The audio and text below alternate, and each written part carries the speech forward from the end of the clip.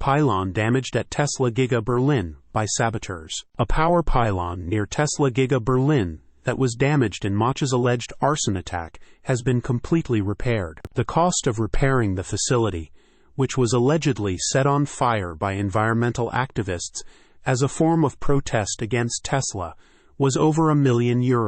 As noted in an RBB24 report, the attack on the power pylon successfully cut the power to Giga Berlin. However, it also cut the power to the Berlin districts of Ronsdorf, Wilhelmshaven, and Muggelheim, as well as the Brandenburg towns of Erkner, Gosen-Neu-Zittau, Waltersdorf, and the Grunheide districts of Fangschluss and Freienbrink. Other businesses in the area were affected as well. While Giga Berlin was able to resume vehicle operations quickly, the repair for the damaged pylon seemed to have taken a bit more time. As noted by network operator Edis, the damaged components on the affected power pylon had to be completely replaced. Several hundred individual parts also had to be manufactured and assembled by hand as part of the facility's repairs. As a result of the environmental activists' attack, the power pylon would be extensively secured. As noted by Edis, camera systems that were installed in the facility following the attack would be retained. The pylon would be fenced in as well,